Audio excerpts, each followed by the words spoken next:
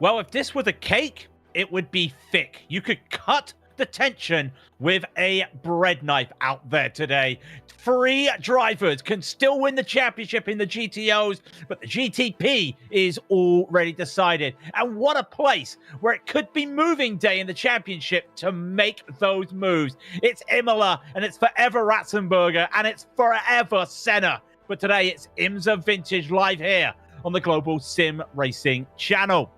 Well, good morning, afternoon, evening, or good night. I am Craig King. With me is the handsome Aussie hacker once again. Joining us in the booth is our director, Daniel Costello, using cameras provided by Dougie Beard. Not a lot I can say about this fantastic track in Italy, but I think Joe Peake's got a bit of information. Let's go down to our GSRC track guide. Welcome to the Autodromo Internazionale Enzo e Dino Ferrari, but most race fans know this place as simply Imola. This circuit in the northern part of Italy has seen some of the highest highs and lowest lows in motorsports history. The various tragedies that have marred the track left no choice but to alter it in the name of safety. While it originally featured mostly fast, sweeping corners, its modern 3-mile or 5-kilometer version is punctuated by tricky chicanes and incredibly technical turns. iRacing includes the Grand Prix layout and a moto version, which adds one more chicane to the front stretch. Tamburello is perhaps the most notorious of the corners for claiming the life of multi-time world champion Ayrton Senna when it was still a single breathtaking turn. Now the Triple Apexer not only offers potential passing opportunities, but catches out drivers quite frequently. While heavy braking zones are everywhere, because few places allow the cars to get up to speed, overtaking is generally seen as an exercise in frustration.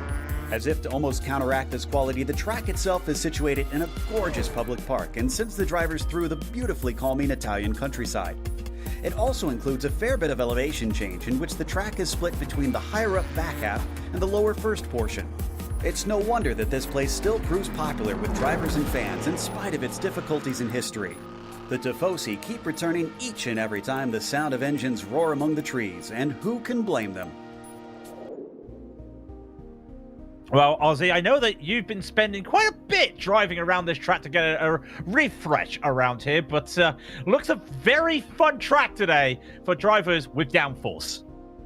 Yeah, Craig, I did a couple of laps with the Nissan just to get myself to grips after driving a very different Italian car, the Mirafiori, a lot lately, the Fiat 131 Abarth.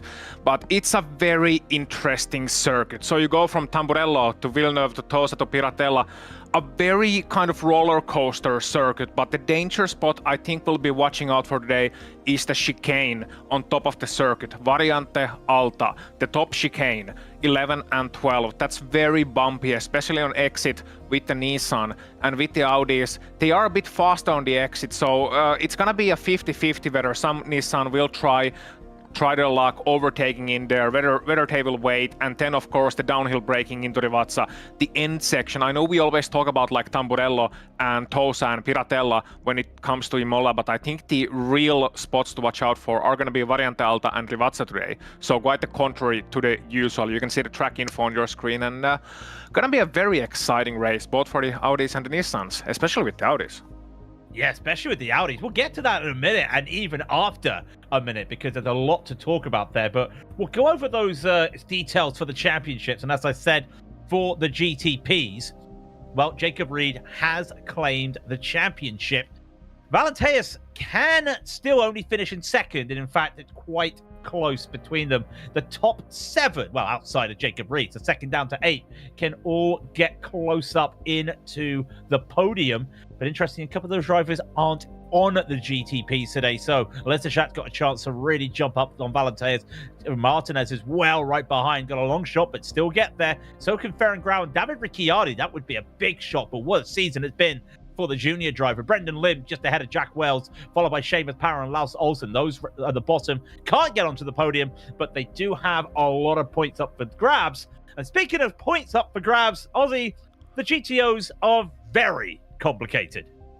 Yeah, because you gotta factor in drop rounds. This is the penultimate round of the season. You gotta factor in the 2 drop weeks. And with those 2 drop weeks, Joran van Hikse leads by 1 single point over Cal Young. You can see the gap there, 19, but that's actually one single point. And Noel Lerneberg is still very much in the championship hunt as well. It's going to be between those three, Van Hickse, Young, and Lerneberg, for the championship this season. Andreas Schuster in fourth and Mickey Friesen in fifth, ahead of Ilkka Kotisalo, Fabian Jungblut, Romain Bello, Josephine Becker, and Martin Krejcik. And hey, happy birthday to Josephine Becker, who is getting older tomorrow.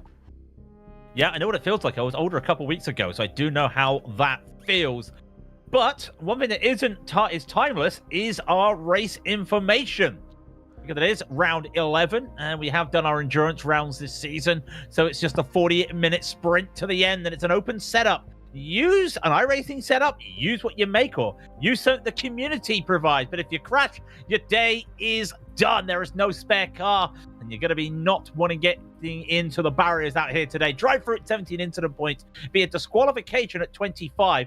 Very likely, looking at how it is going to be today, Ozzy, that we may see some drivers flirt with that 17 incident points. Oh, absolutely. I mean, I can't say I'm that familiar with Audi, but I know that they like to use the track limits even more than the Nissans, because they have a higher ride height. The car likes curves a little bit more, in a sense that you can ride over some curves that you really don't want to take with the Nissan. So even with the Nissan, you got multiple spots over a single lap where you can easily take an off track. The not Piratella, but the next corner, when you come to Acqua Minerali, the exit is a very famous one for off-tracks, for one access. Then you can take another off-track right after that into Variante Alta, the top chicane. You can take an off-track at the exit of Rivazza right here, either in the first apex, just running wide under downhill braking, or in the second apex. And of course, you can just always make a driving error in any of the other places. So yeah, you really wanna avoid taking those off tracks as much as possible, especially early on, because I know it's not really a gentlemanly thing to do, so to speak, but you want to have those in your back pocket for later on, just to be a little bit cheeky. Just to be a little bit cheeky, and a little bit cheeky today. We talked about it. This is probably, yeah, there we go. We just saw Valenteus, the #1 car. He don't care about the championship standing. This man don't care about the championship standings in GTP. Jacob Reed is in a GTO. Do not adjust your set. The top 7 drivers in terms of iRating are all in a GTO today. It is one of the most stacked GTO fields I've seen, well, since I've actually been doing the broadcast here for the IMSA Vintage series. This is going to be interesting. The change from a prototype to a tin box to a wheel, you know, a fridge on wheels, sorry, is very different. Ferran Grau currently has pole position, just 500ths ahead of Raul Roch's Guardia. Even though you don't have the big names out there, you still have some really close time.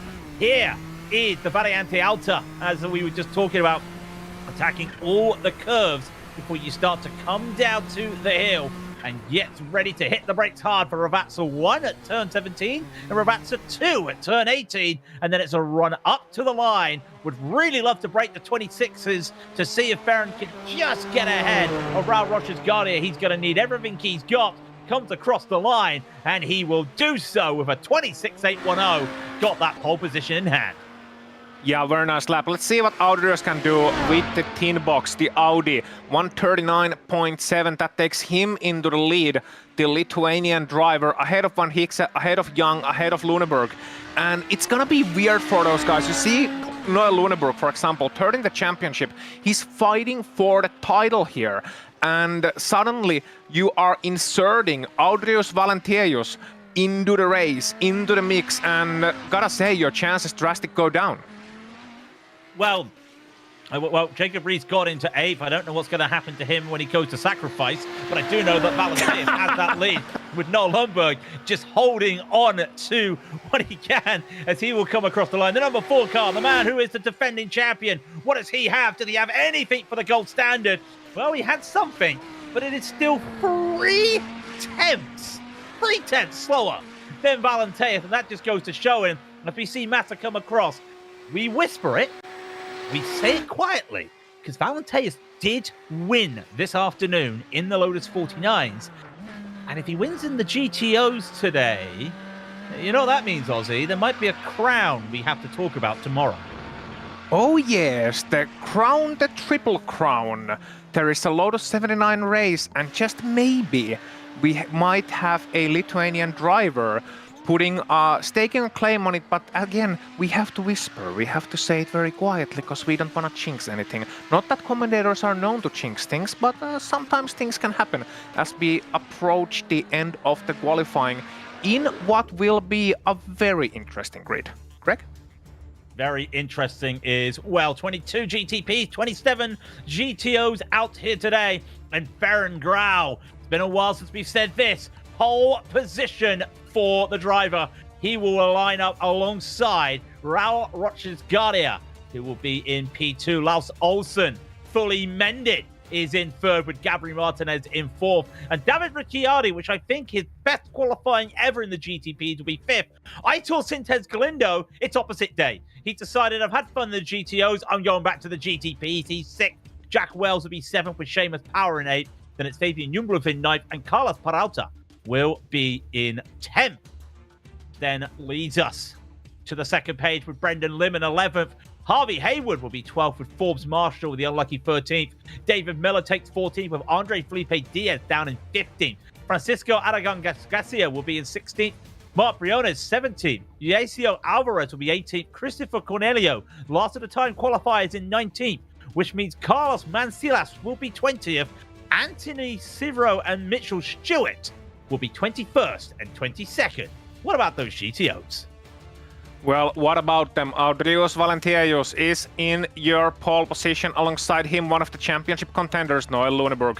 Jordan Van Hickse in third. He's our championship leader with Cal Young fourth. So you got our protagonists right up the front. Then Miki Friesen in fifth and Ilkka Kotisalo in sixth place. You got Jouko Leskela in seventh. Jacob Reed eighth. Andreas Schuster ninth. And Josh Brain rounding out the top 10. What a field that is.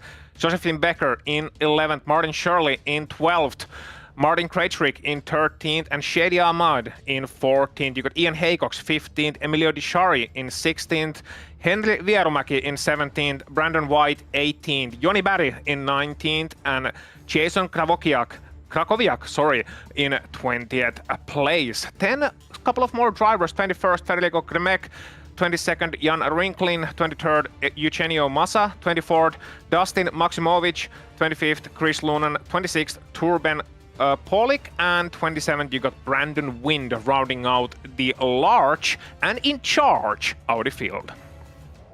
And there are 49 cars out here today around Imola.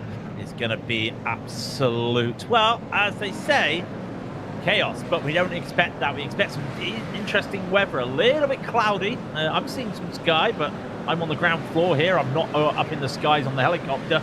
21 Celsius track temp, that's about 70 Fahrenheit for the drivers. High humidity though, so that's going to be one to look out for the power, as they have 2 more weeks of this configuration of the cars. As a new update comes to iRacing in next season. Rain is here for IMSA Vintage. New gearboxes for the Audis, new profile for the Nissan GTPs. It's going to be a very interesting season to boot, but they've got to get there first. To get there first, they've got to get through these next 2 weeks, and who in the GTOs will be holding the crown. So you see them all just go down to the hill to Ravazza. The leaders of the GTPs are at Ravazza 2 right now, as the Porsche safety car will start to dip in. And then Farron Grau will hold them. And it's a long hold. Once the Porsche safety car goes in, it's whenever he feels like it. And I think that's why Guardia decided to go alongside Laus Stolzen. Very interesting decision there. Hopefully he wants to try and get a decent jump here. But it's a long wait. Wait for the green flag. Will be Farron Grau. And away he goes, and he does catch everyone going. And I wonder if that's going to be helpful for Laus Stolzen. He'll get that inside line. Gabri Martinez right behind everybody, 2 by 2.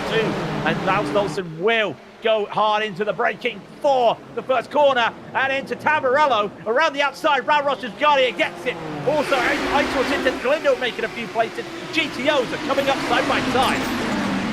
Wow, what a start it was for Nissan. Let's see the GTOs. Valentinius, Lüneburg fighting side by side in the first corner, and that's Noel Lüneburg taking the lead of Audrius Valentinius. Then you got Young, Van Hickse, Friesen, hot on the heels of the Lithuanian driver who is still trying to get to grips in the race situation. You see one car going wide. Let's see if there's contact. There's a tiny bit, but nothing too severe, nothing too drastic, but they are fighting very hard indeed. Jouko Leskela has made a couple of places in the start. You got Jacob Reed behind him fighting for those positions. Remember, he has wrapped up the Nissan Championship. Now he's looking for a good finish in the Audi. Yeah, to join that small list of drivers put up there. Well, we always say, Ozzy, you got to hold your brakes. You gotta hold your brakes indeed. That time it didn't happen. Again, good intentions, but a bad end result. Thankfully, it was only a couple of cars involved. Those guys will be absolutely furious, but it could have been so much worse. You can so easily block the track in an incident there. Meanwhile, we gotta focus on the race because Josephine Becker is celebrating an early birthday maybe, has made up already 3 places over the course of the opening lap, is now in 8th position, and she is doing very well indeed here at Imola. So let's see if she can catch up to Ilkka, to Jerome, to Jouko, and those other guys who are still busy fighting. As you can see here in the Audis, Van Hickse now down to 5th place. So has lost a couple of positions over Lüneburg, over Valentinius, and more than likely will drop back just a little bit more if this fighting continues. Because I know Jouko Leskela from various series. From Oval, he does Ovals really well, he does Audis really well. Indeed, and he's one of those guys who is not prone to giving up. He's from the Joni Hagner school of driving in that regard. But at the same time, he did allow Johan Van Hick to go around the outside there through Uno to make that move done. But it's early days, and they all realize that they want to make sure that they hold this line together and work together to catch up to these guys, because Lundberg has already got ahead of everybody. Yeah, Valentinius and Young already away from Mickey Friesen, and those guys at the back of that group that we were watching would love to catch up. There's Mickey just hitting Ravazza 1. So it just goes to show how tight it's going to be when it comes to finding the opportunities out there today. But shout out to Jacob Reed. He's already down 2 places. Josephine, one of the hard chargers, already in the field, up 3. And also up 8 is Brandon Wind, as we saw. I did see Forbes Marshall just having a moment, has been a moment elsewhere as leaders go into a battle side by side. Valentinius says thank you very much. Right beside them, there's that broken Forbes Marshall. Yeah, very sad result for him in this race. Wonder if he got some damage in that earlier incident and then has gone around again. Because I was looking at him, very good qualifying. I think it was 12th or 13th with number 46. Meanwhile, the GTP lead is changing hands. Yeah, Ferenc Grau's got a slowdown. Where has Ferenc Grau picked up a slowdown? That has to be at the Variante Alta. No, it's not the Variante Alta. It's that Aqua Minerale. Just taking a bit too much of the runoff apron there on the exit of the Aqua Minerale. And if you don't rejoin in time, you will get a slowdown. So Ferran is going to have to work this now. Hopefully maybe catch Lal Solston, Gabriel Martinez, trying to make a little bit of recovery. And what a recovery this would be, because he needs a good result to battle Lesnajak, who is not here today. And that would be great for him to have that battle to see if he can, well, I would say wind up P2, but we have one hand on that 2nd place. And that would make him one happy bunny indeed. Let's see if he can take up that position or not, though. It's not gonna be very easy. You see that 3-way battle there, and they got decisions to make, because they got some positions ahead of them. You got Peralta, you got Jungblut, you got that whole pack ahead of you, and you can see them a couple of seconds away. We're still in early minutes of this race, only 5 minutes done, 35 left. So now you have to make a decision, and I talk about this maybe too much on broadcasts, and pardon me, but I'm gonna talk about it again. This is the time when a driver has to decide, okay, do I wanna try and catch up to that pack ahead? And it's not really the leader's decision, it's Gabriel Martinez's decision. Do I want to catch up to that pack ahead? Do I trust the guy in front of me to be fast enough to catch up to them potentially? Or do I want to fight for this position? Do I want to take the battle for one position? Or do I trust that we can maybe catch up to 7th, catch up to 6th?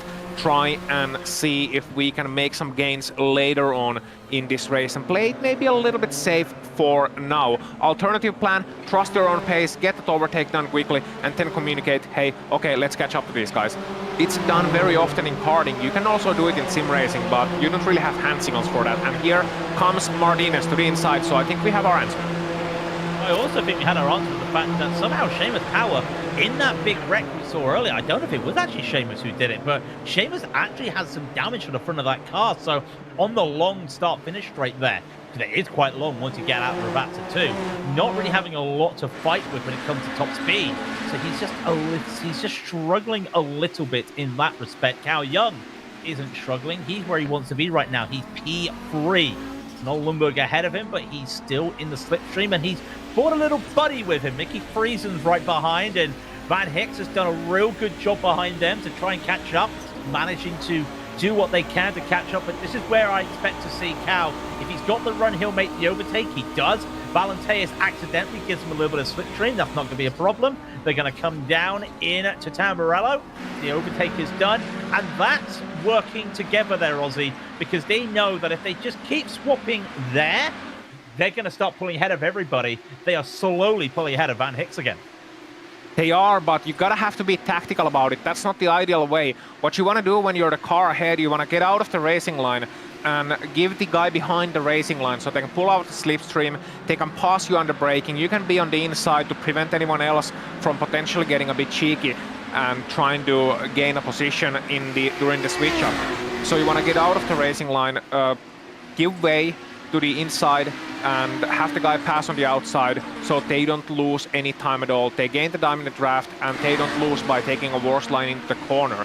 So it's a good idea, but the execution is still a little bit lacking. It's still a little bit suboptimal, and I would like to see some improvements from those guys, because it might not be a big thing, as we see a Nissan there on the grass taking a little bit of a field trip in the Italian countryside. This might get a little bit tight, and yeah, that's not ideal at all. That's the 23 around, sadly. Yeah, I mean, you give people the birthday bump, but he slowed down too much and then just got back up to speed. And not entirely sure what that was all about there. A little bit of issues there from the driver, but Josephine actually getting caught out there. It's not the best of joke to say it's the birthday bump, but she got an unexpected birthday bump there, and it's tomorrow. Do it tomorrow, but that's unfortunate for Josephine. Gonna have to try and work back up. Forbes Marshall with a lot of damage earlier, and those incidents before also up there, and Christopher there with a little bit of damage. What did we call that with that moment? As there goes Jacob Reed. He's back up one position, but he's -1 for the day as he has tried to get past Andreas Schuster, as Ian Haycock's just had a little bit of a spin. Lead GTPs, we may see them in a minute. They are now through the traffic, and Morel Rochas Guardia has been closed up to Ferran Grau as Jack Wells is trying to battle Aitor Sintens Galindo. Yeah, and Wells is improving a lot. That's an Audi on the racing line there, and very well done to pass on the inside. You have to make some real adjustments in the middle of the corner, which is never really ideal. You wanna, when you get to the corner, you wanna just mash on the throttle as soon as you reach the apex. There, Jack had to wait a little bit, not to run wide into the Audi, but did really well and still managed to stay right behind Aitor Sintens Galindo, who is, as said, back in the Nissan. So this is gonna be a battle between two experienced drivers in this series, and we are still seeing the massive speed differences and the massive dives from the Nissans, but that's all subject to change in due course in just a couple of weeks' time. A lot of updates coming up, a lot of drivers have been talking about them, so we might see a whole different ball game come next season. But these drivers enjoying what they still have left in the rocket Nissan, so to speak, in the very fast Nissan, which is really reminiscent of Group C cars of the era in terms of speed. Meanwhile, here back in the GTO battle, once again, Jacob Reed involved, still trying a little bit to get to grips with the car, but improving with every lap and crucially keeping it on the straight and narrow. Well, Aitor had a little bit of a spin. Unfortunately, he went around and he's lost a couple positions. I think that was, yeah, too much of the inside curb of Ravazza 2. Not when you usually hear, and then he had to try and go again to just get some more. So just overheating the tire. Carl Peralta also having a little bit of an excursion out there as well. With not much to report on for the first round of the traffic, although I say that something's happened to Jack Wells out there. There's been a crash of Tosa, and Jack Wells has gone around with Brandon White. Not exactly sure what has happened there, but Jack is now starting to go around. He tried to go around the outside of a car. Fabian Jungwirth wasn't getting caught up. He's got a black flag. I wonder if he actually caught the damage there, because he's gone around. He has. I don't know about you, Ozzy, but Jack tried to go around the outside of Tosa. It can be done, but it feels a little bit sketchy.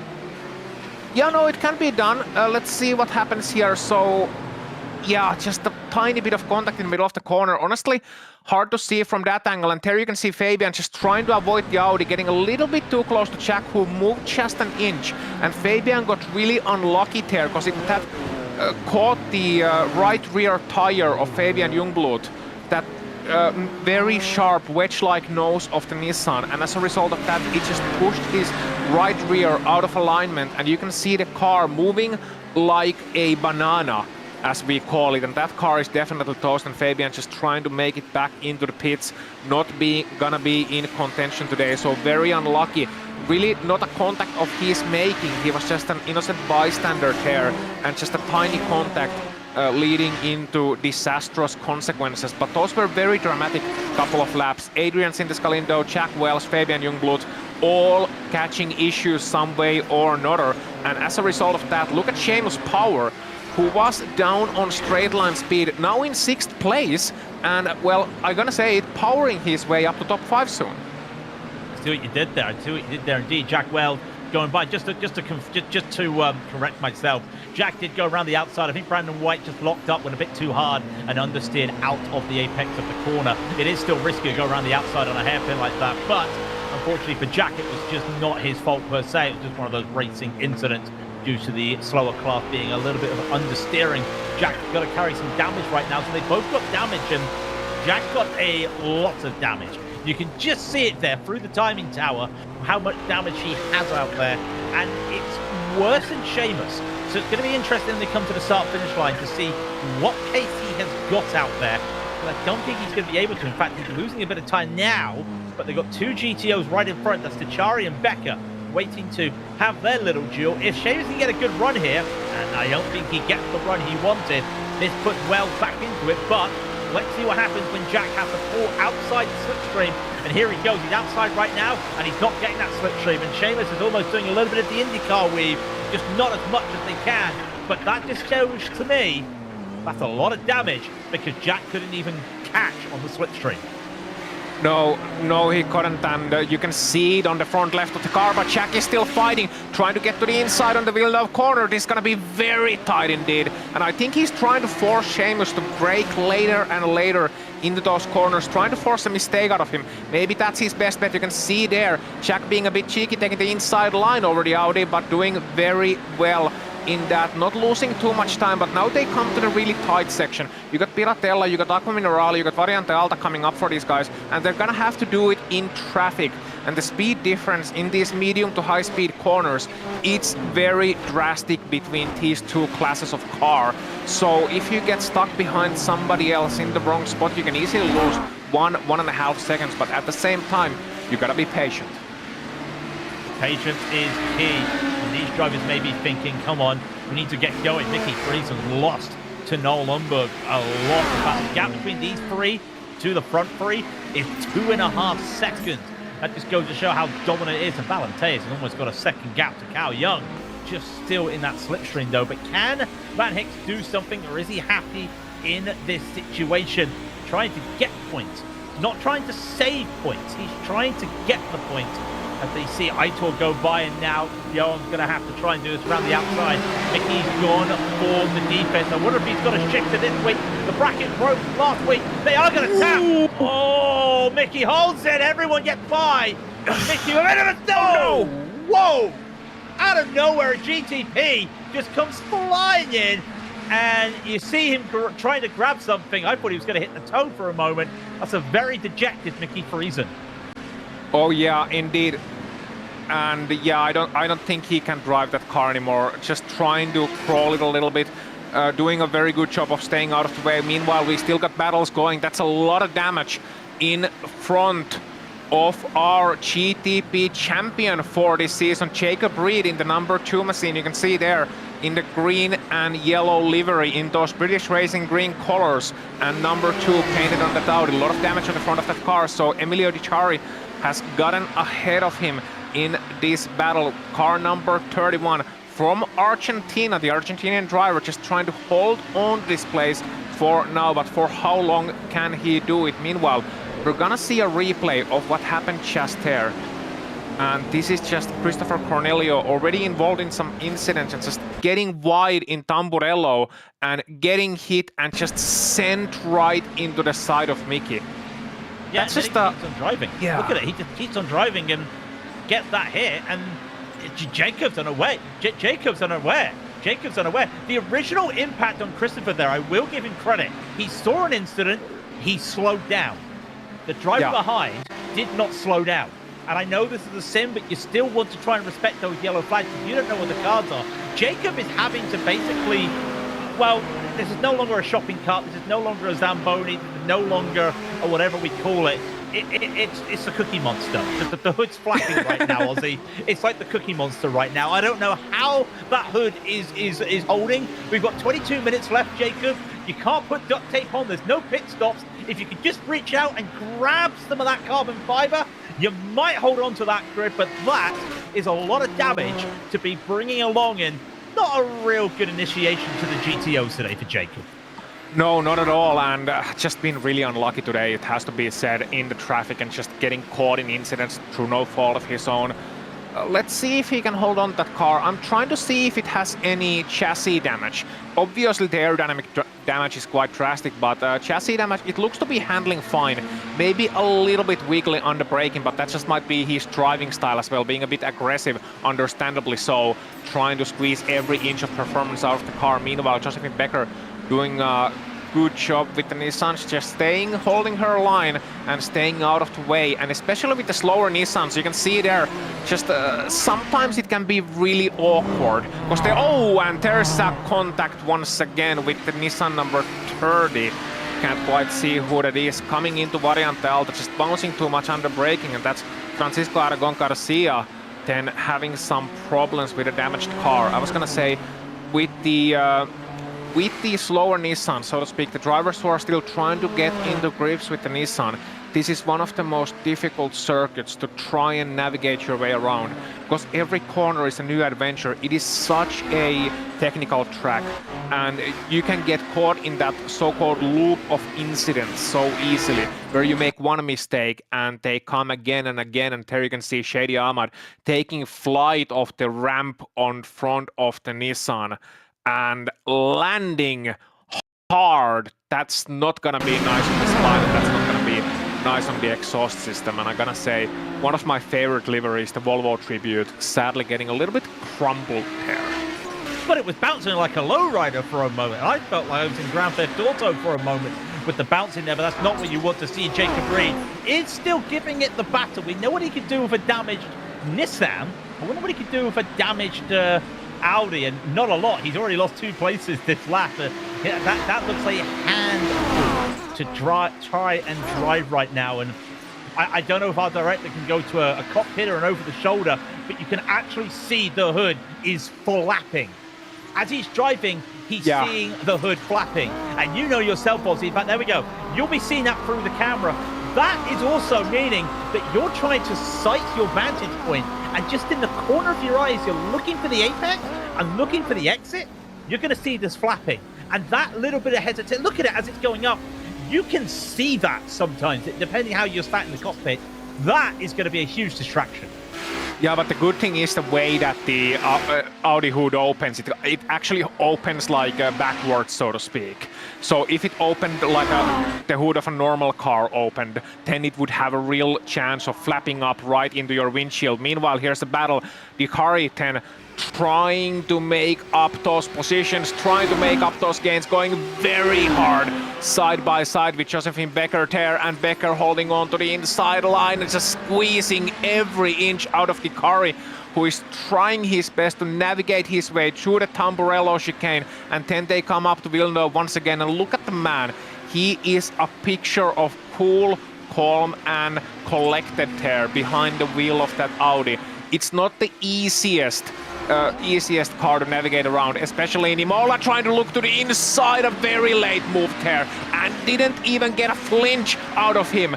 And just once again, very aggressive, but at the same time very collected. And that's what wearing a pair of suspenders will do for you. Well, it's autumn time in Argentina for him, so he's not doing a bad job. And in any other car, that was a move that was probably on for Tosa. It's hard to outbrake in a GTO. You can outbrake in a GTP, and that is what we're seeing with Seamus Power, but he just can't get that onto Carlos Peralta. Shout out to Carlos Peralta, doing really well today as well. It's an interesting field because we mentioned the top 7 iRacing drivers are all in the GTOs. The highest iRacing driver is the number 8 car in the GTP, and then it's just a bunch of double digits and so on.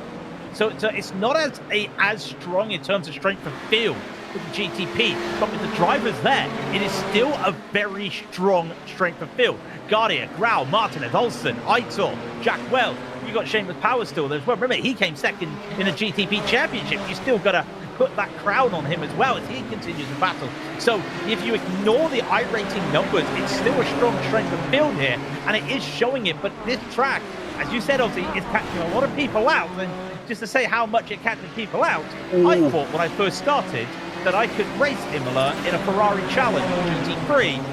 I couldn't, and I learned my lesson that this is a very technical track. Seamus Power is looking to find some very technical moves. Yeah, well, I want to broadcast race here with the Lotus 79, so I don't know. It's very easy, if I'm honest. No, but it is technical. It is highly difficult, and that was like back in eons ago. That was when 6-7 was still associated with Lotus 49, you know. So that's a long time ago.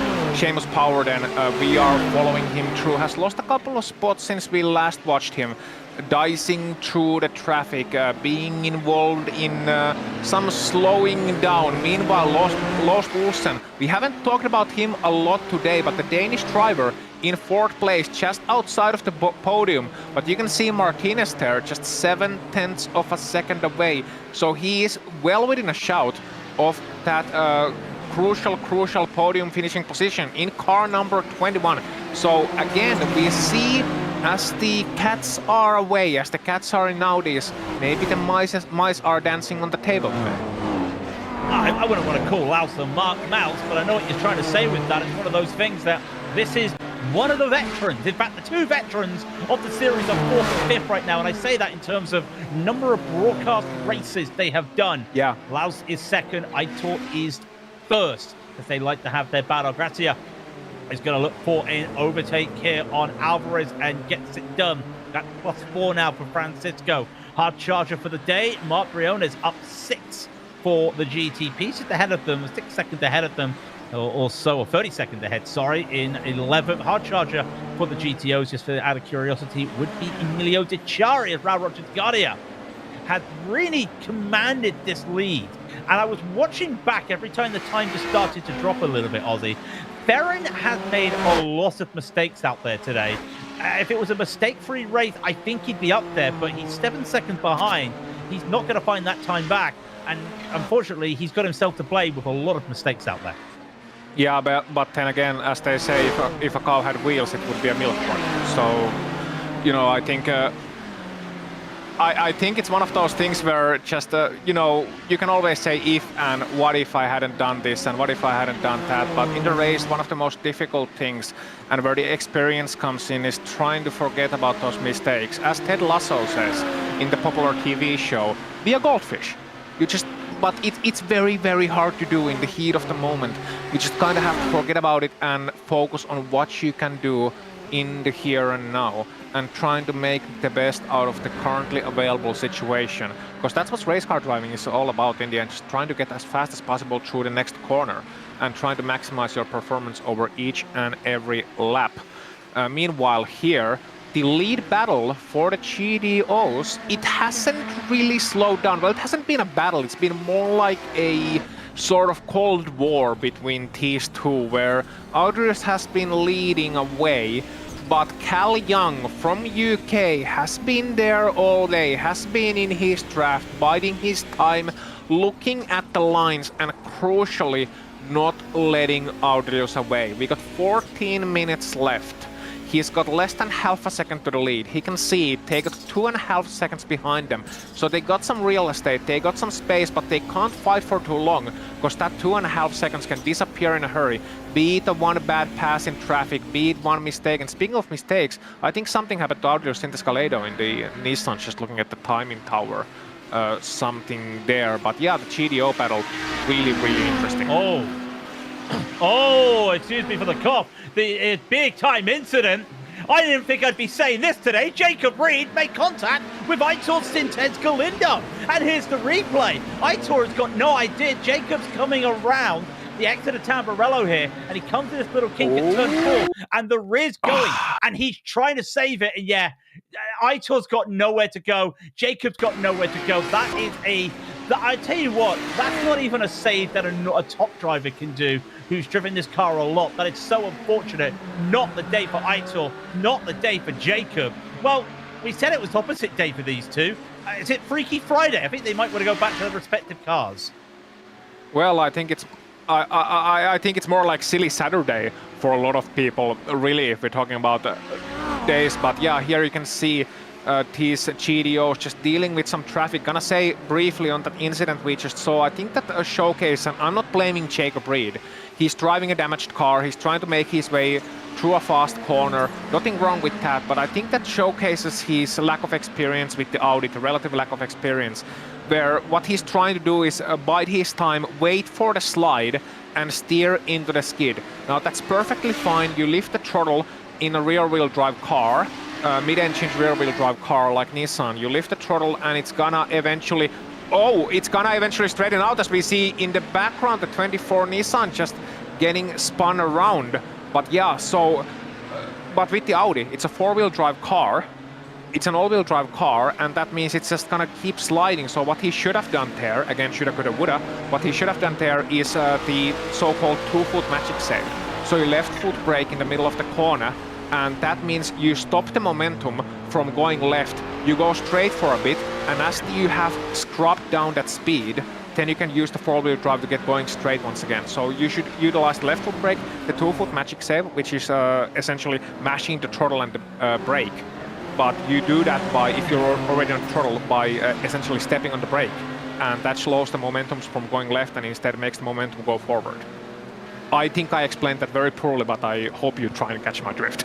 We catch the drift there because, well, that's what we don't want, is drift. We want to catch a drift, definitely catch a drift. Of course, Seamus Power looking to try and catch a wave or catch a little bit of slipstream as Carlos Peralta is ahead of him. In fact, Seamus is the only driver right now in the GTPs that's net zero.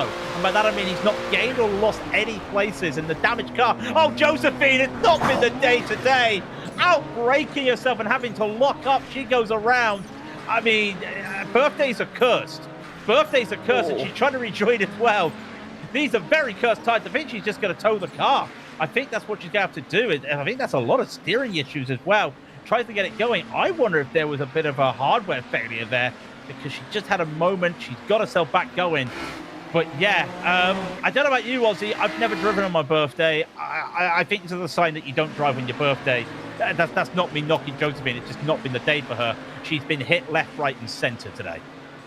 Yeah, no, absolutely. And I think that has to do with the steering issues. I wonder if that's the cause or correlation there, in that the steering issues appear before the corner and leading to the error, or did she perhaps try and get the car turned in and maybe yank the steering wheel a bit too hard or something and unplug the cable, or had something she had to correct there, being stationary for a moment and then getting back. The most important thing is that she is back in the race and the car looks to be fine-ish.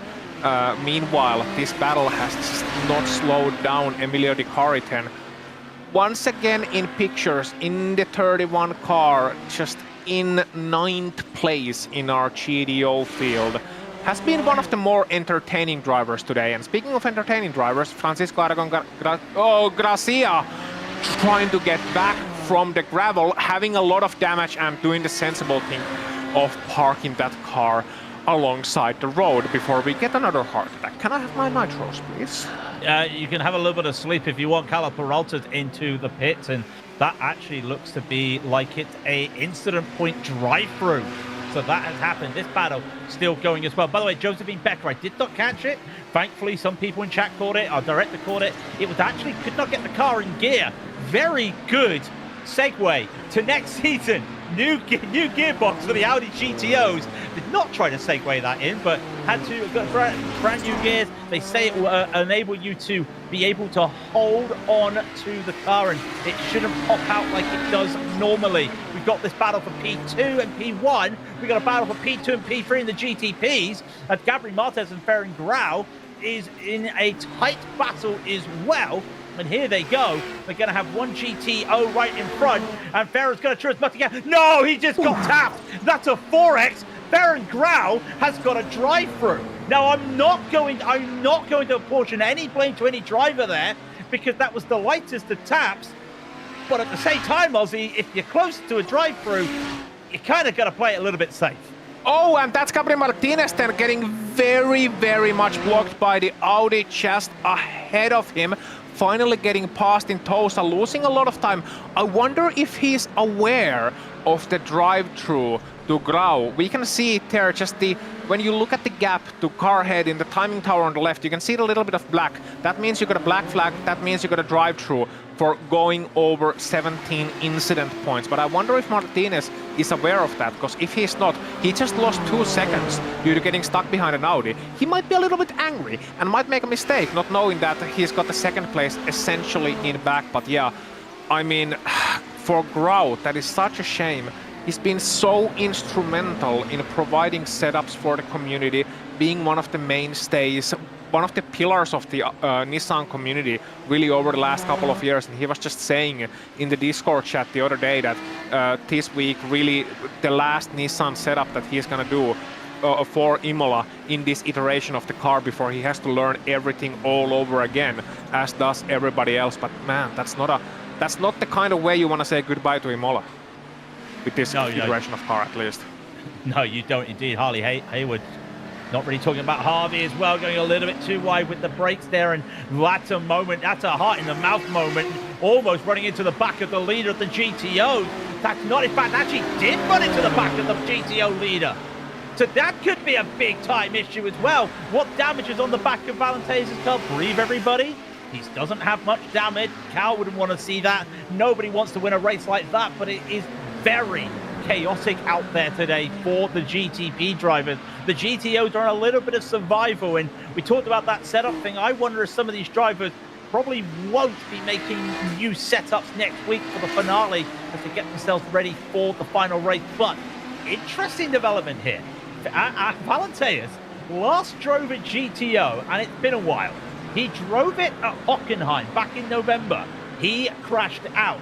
He drove it at Le Mans back in July. He got third. The last time he won in a GTO, because he decided to stay for the GTPs a bit with a battle with Jacob, was a win at Mount Panorama on the 12th of April. It's coming up to 10, almost 11 months since he won in this car, where he really was the dominant force, and Cal is giving it to him finally. Ferran Grau comes into the pits.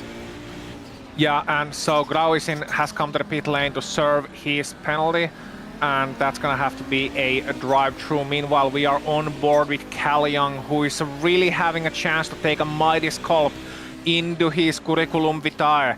That would be the scalp of Audrius Valenteius. Now, we can always talk about what has led into this situation, but the fact is, Cal Young has been there all day, and these are the chances he has to take. They got a slower Audi just ahead of him. He can get that slipstream here, whereas Audrius is passing. He can get that double slipstream briefly at the start of the straight, and 10 utilize the toe going into turn number 1. Can he do it here? Has to do it around the outside. gets alongside, but Audios holds up the inside nicely. They're both locking under braking. Wow, Craig, this is going to be... Okay, I think the battle is on. Now we're done monitoring. Now we're done watching the situation. Now we're battling. Yeah, now this is the battle. Now this is Cal going, there's 4 minutes to go, and we've got to do a few more laps to go. And interestingly enough, I've looked at the timing tower. They may go 25 laps in the Audis. That could be big decision when it comes to fuel. And if you've ever watched IMSA Vintage at Imola, fuel is a big deal around here. They may not have enough, they may have too little. We'll wait and see. It's a new experience because, with no offense to Gardia, Martinez and Olsen, these are not the fast GTP drivers they are used to seeing, and that's a very ambitious move from Valenteus, but he had to do it to get around the lap car of Jan Rinklin, and he's now got a little bit of breathing room. Mickey Friesen's going to be up ahead. Mickey also had to take a pit stop, remember. He is 3 laps down, and he will definitely get out of the way, but he is just so close to this. This is going to be a very explosive finish. Yeah, and tell you what, really good job by the 37 Audi just getting out of the way there of not just Audrius but both cars. Audrius made a really late ambitious move into Aqua Minerale, part 1 of that double right-hander. And okay, you're a lapped car, you see it, you give way, but you don't only give way to the leader, you give way to both cars battling, and you try to not get involved in that situation. So very well done indeed. That's going to be a split-second decision. That's going to be reading the situation off your mirrors, off your experience, off your relative, and Rinklin did very well getting out of the way there. Yeah, remember, the blue flag is not mandatory, it's advisory. But some of these drivers will pull over to the side, and I'm pretty sure that Jason Kroviak, when he'll see Valenteus go side by side with him, yeah, there you go, he lifts and a brake, but he's not put that gap there for Cal. And to be fair, he doesn't have to, remember, it's advisory. That's a little bit of a hold up. He's going to go to the inside, not where I would have liked to have been if I was trying to overtake a lap car. And if I was Cal right now, I'd be saying some words under my mouth, but it's done. You get it through. Some drivers have different ways. At least it's kept clean as well for these drivers. Mark Briones as well, trying to go up ahead. He's got Andre Felipe Diaz right in behind him, in front of him, sorry, as he tried to get up to P9. And only the top 10 are on the lead lap for the GTP. And with 2 minutes to go, looks like that's going to stay that way. Yes, indeed. And we got a comment from the chat as well. Who's this Hayward guy in the top 5? That's cool, and we get some information. Literally his first race. Harvey Hayward out of United Kingdom. And if that's not an IMSA Vintage name, then I don't know what is. I think I'm mistaken with Hurley Haywood, but still Harvey Hayward, that is an IMSA Vintage name, and that is an excellent showing in his first race. I was actually following him around in a practice session earlier on, trying to just remind myself of what the Nissan is like, and racing that Aldi Süd livery. Not Aldi Nord, those two are not to be confused, but those are the 2 branches of Aldi grocery stores chain in Germany. And doing that livery, very proud indeed, in top 5 and actually challenging Jack Wells for 4th. Yeah, challenging Jack Wells, and only got a lap left to do anything, so that's going to be crucial. Now I'm looking very interestingly, because where is the leader? Where is Raul Roches Gardia? Well, he's just come out of turn 4. Where is the lead GTOs? Well, the lead GTOs are just at Tosa. This could be a little bit of chaos right now. Valenteus could deliberately slow down Cal, and Cal may also know he has to do this as well. Guardia's going to come by, and now it's really, if you've ever watched a Major Series Predator, that's what it feels like right now. These two have no idea where Raul Roches Gardia is, and Valenteus is in prime position to take the victory right now as he holds up. Gio Massa will be next up, slows down for both of them. Nice respect there for them. Peralta is another GTP that's going to come on by as well. Here comes Harvey Hayward as well. Going to go side by side. We'll have to take the long way round, but can't get it done. When it comes to that, Raul Roches Gardia is right there. He's right there now at the back of these, and I don't think he's going to make it in time because he's going to see 3 other cars. So that means Raul Roches Gardia, it's been a while. Welcome to the winner's step. I gotta check. This might be your first time. We'll confirm that in a moment. But he takes the craziest of victories today here at Imola. And the lead GTOs, they get to go again. Well, Raul, it's like watching Real Madrid in the early 2000s when it's Raul doing the thing. Not in number 7, but in number 13. Meanwhile, the battle is on. Cali Young in the chase. Audrius Valentieus in the lead. And look at Young, look at the inside into Villeneuve corner. He's absolutely sending it, but can't quite pull it through. How about the crossover? Round the outside into Tosa. You want to get back to the inside. The Nissan doing sensible thing of just holding back, and you want to hold back. But Audrius then holding on to the inside as Cali Young locks up the brakes a little bit, and they rush up the hill into Piratella. The Nissan gets by on the inside, gets both of them at the same time. Cali's thinking about utilizing that to his advantage, but not pulling it off quite yet, as Craig, they have half a lap to go, and Cal realistically has one opportunity, one chance, and that's gonna be into Rivazza. All the drivers behind have finished, so they don't need to worry about that. Eugenio Massa is just slowing down, so they got nothing to worry about. It will probably be either a drag to the line, or it will be a run down into Rivazza 1.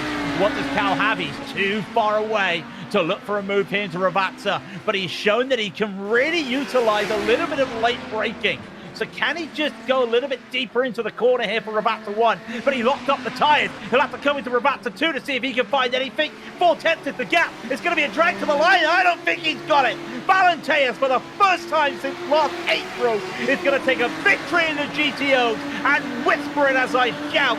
He's 2 of 2 with the 79 to come tomorrow. Wow, Audrius just holding off under pressure. That man is made out of pure diamonds, is what he is. I cannot begin to tell you how much he must have been really just trying to focus on what he's doing. He's used to winning, and that shows. Cali Young gave it everything he had on those final laps. You had traffic to deal with. You had a chaotic race to deal with. You had that tap to the rear from the Nissan earlier on, mind you, to deal with. And still Audrius, when it counted on the last lap, managed to fend off the challenge from Cali Young, managed to create just enough of a gap to hold on to it, to not have to worry about it into Variante Alta, into Rivazza, and crucially across the line. A well-deserved victory, and congratulations to Audrius and for Cali Young. Well, what does this mean for his season as well? He was the best out of the, I gotta say, mere mortals today. And that may also put him in contention for the championship. But we talk about other championships, and Raul Rosicchiardi gets win number 3 on the broadcast today as he beat Gabri Martinez by some margin. Lars Stolzen started 30, wasn't third all race, but he gets that P3. Jack Wells just fights off Harvey Hayward in their first race, 4th and 5th respectively. Seamus Power will be in 6th, and Ferran Grau, look at what that penalty for drive-through incident, the drive incident points did, down into 7th. Carla Peralta will be in 8th. Andre Felipe Diaz takes 9th. Mark Briones will be 10th. And out of the 22 GTPs, those are the only ones on the lead lap. Brendan Lim will go a lap down in 11th. Ulysio Alvarez will be in 12th, with Forbes Marshall in 13th.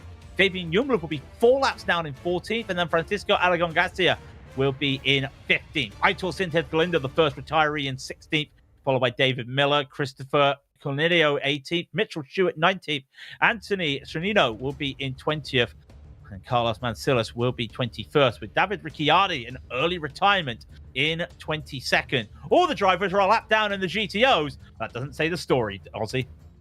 No, not at all. It was a fight of 2 in the end for the victory. Audrius Valentieus and Cali Young got that encore, an extra lap to fight it out. In the end, it was Audrius by less than 0.2 of a second over Cali Young. Noel Luneburg rounding out the top 3, and Joram Van Hikse in 4th. Those are your championship contenders, Young, Luneburg, and Van Hikse. 10. Having to fight to the very last week. You got a couple of Finns in the next positions. Jouko Leskelä in 5th and Ilkka Kotisalo in 6th place. Andreas Schuster in 7th. How about Josh Brain in 8th, or Emilio Di Cari in 9th? Martin Krejcik rounding out your top 10 in the Audis. And as we get to the next page, we get more stories. Josephine Becker, it was a very unfortunate race for her today. Still got an 11th place finish, just ahead of Henry Vierumäki and Ian Haycox, Brandon White in 14th, Joni Barry in 15th, and Eugenio Massa in 16th, Federico Gremek in 17th, Jason Krakowiak in 18th, Chan Rinklin 19th, and Dustin Maximovic in 20th. Those are all finishers, mind you, so not a lot of attrition in the Audi field. That includes Chris Lunan in 21st, then a few guys, couple of laps down, Shady Ahmad, Martin Shirley, Mickey Friesen, Jacob Reed, Brandon Wind, and Turben Paulik. And only Reed, Wind, and Paulik counting as retired out of those. Phew. I'm glad you got to do those names because my European pronunciations are dreadful. I will be able to pronounce this driver, though, is joining us into the commentary booth. Will be Laus Olsen, who comes home in third today. And Laus, I think we've got to talk about one thing here. Did you expect to be third after everything that happened? Because it looked like a battle of attrition out there. No, I think my pace was only for fourth place at the best. So yeah, it was a little surprise to get the podium, and then I think traffic for some people at least seemed to be an issue. I took it fairly easy and also lost a lot of time compared to the top guys in the traffic, but focused on staying alive, not hitting anybody. So yeah. Well, we'll talk about the traffic because it was a very chaotic race for the GTPs. We have to say that. Now, I can only see so much here in the booth, Laus.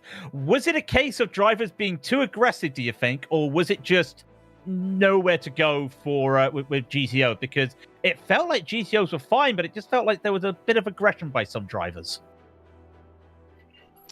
Yeah, I think at least some drivers are pretty aggressive, and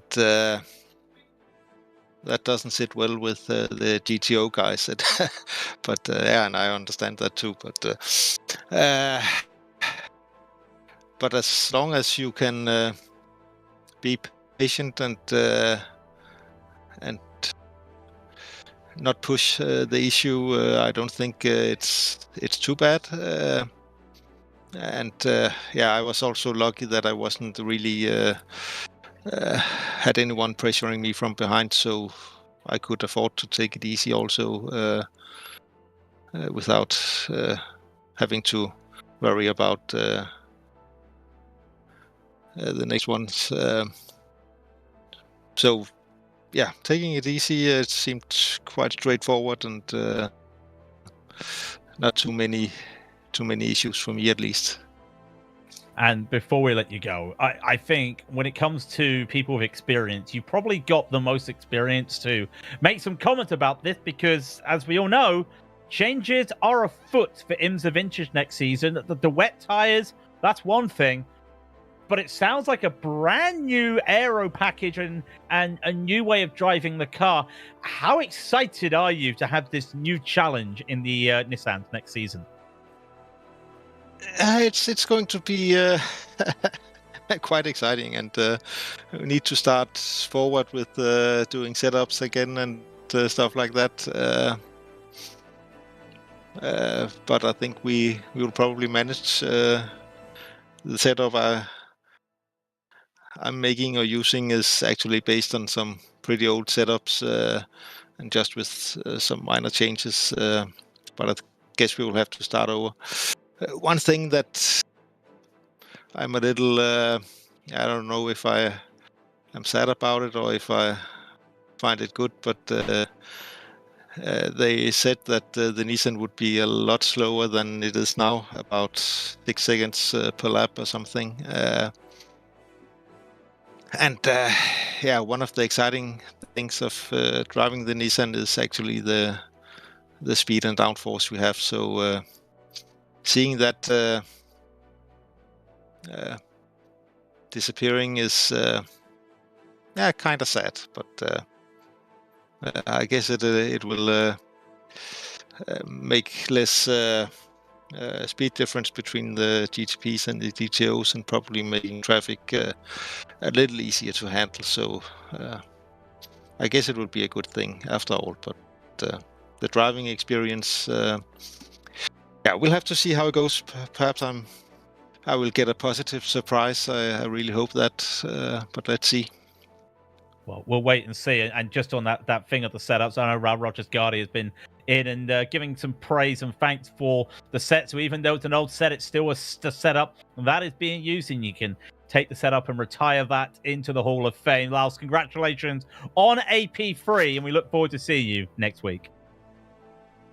Thank you very much. Lars Olsen, who came home in third today, and next up coming in to the booth, or just outside the booth with Aussie, is Jack Wells. Well, Jack, it's been an interesting race for you to watch. Started 7th, finished 4th. You had an absolutely fantastic battle there with Harvey Hayward near the end, who is driving. We've been hearing his first race with this car, but I don't think that quite tells the entire story of your event. Tell us about it in your own words. Yeah, thanks guys for having me on. It was a really nice battle with Harvey. I did see that it was his first race, and he raced really clean.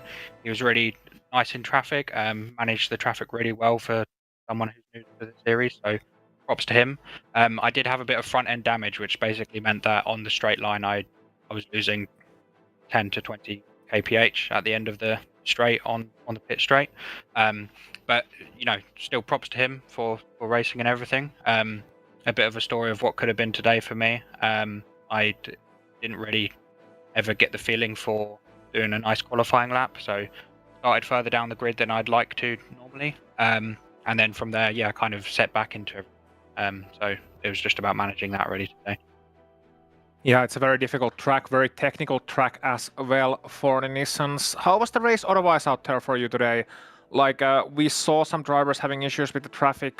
Did you come here expecting that it's going to be maybe a little bit wilder than usual, or was it a bit of a surprise for you too? Yeah, I knew that just doing a clean race and not getting damaged, not getting caught up in incidents, result in a good finish in position. So that was my aim. Even starting a bit further back, it just made it a bit harder, kind of being in the middle of that melee of the midfield Nissans. At the start, it makes that harder to achieve that. I got in a couple incidents with some of the back end of the Audi field, and then an unfortunate incident with Brandon, which he apologized for. I know that he didn't mean anything by it, and I was stupid enough to move my car slightly after I got spun around, so that meant that Fabian Jung took me, so apologies to him, which gave him a lot more damage than it did to me, so apologies to him for that. But yeah, overall I'm happy with the end result. This is my last race of the season, as I won't be here next week. I won't be at home, so unfortunately missing Sonoma is one of my favorite tracks. But I'm happy with the end result, I guess. Yeah, I was just gonna ask you about Sonoma, which is the last race in these regulations, but well, Jack, that was a race of what could have been indeed still a decent haul of points for you in the end, despite everything that happened. And I really, really hope that we can see you next season with the new car taking on new challenges. Thank you very much, Jack, for the interview, and congratulations for a decent points haul. Thank you. Thank you very much, guys. Jack Wells there finishing 4th in the GTPs, and just very quickly, I see Emilio Dechari is just here. We'll just have a few couple quick questions to Emilio. And Emilio, not the race you wanted today, but still, hardest charger, +7 for the day. That looks a very tough day in the office for you. Hello, guys. Yes. Maybe much as I wanted. Yes, but I'm happy with the race that I have done. It's a great result after a bad luck in Fuji last week, so I'm happy about. Obviously, not was an easy race, but I'm happy because I can I can avoid every single action that was with other cars, and I could stay safe all the race and don't have many problems with anyone. So that was great. Yeah, it looked a real good battle out there as well in the midfield. We've talked to the GTP drivers, and it's only fair to ask a GTO driver. There are new changes coming for both cars. The Audi, a new gearbox, a few new changes. What are you looking forward to next season? Because everyone's talking about the new changes to IMSA Vintage. Yeah, in my case, I am very excited about because it's a bit of love for the cars in the sim, so it's great, and I am very excited to drive again the Audi in the next season, especially because there are many tracks that I really love, and I really wanted to try this new spec of the car. So I'm excited. I'm excited, obviously, about of the rain, but also about the changes in the Audi with the gearbox and maybe the new tires. So it will be interesting to see what's going on in the next season with these changes. Yeah, well, we can't wait to see that. We can't wait to see you as well. And I know, Ozzy, can't wait to see you back with the suspenders on as he was having a little bit of fun and enjoying seeing the setup there. But Ozzy, sorry, not Ozzy, Emilia, we look forward to seeing you next week at Sonoma. Yeah, thank you guys. Thank you. A big shout out to my family, my mom and dad, and my girlfriend, and thank you to Mickey for the setups and you guys for the broadcast. So thank you so much, and see you in Sonoma. Thank you very much, Emilia. We'll see you in Sonoma. Emilia Dechari finishing 9th today in the GTOs, and that's going to do it for today. So a shout out, of course, to the IMSA Vintage community, bringing us back once again for another season. And of course, thank you to Ozzy, to Daniel, and to Dougie. As we were saying, next week's going to be interesting. It is Sonoma, the Cup Long, aka the main road course out there. Always nice to see the IMSA Vintage going to Sonoma. And of course, there's more races to come this weekend. Mentioned it. We've got Sim Racers Republic first, though, at Road Atlanta tomorrow afternoon. And then the Classic Lotus, which I don't think it's Hockenheim. It's actually Phillip Island. And that's going to be in the wet. And that could be interesting because Valenteus, not that he minds too much, is on for the Triple Crown. Then you see the rest of the races coming up next week. Skip Barbers at Navarra, and then Sim Racers Republic do the Endurance at Spa-Francorchamps. But championships are still to be decided. 3 of the 4 are now decided. GTOs take it to Sonoma. That feels like it's fun. We go old school at Inferion Racing next weekend. But until then, race clean, race hard, and we will see you on the track.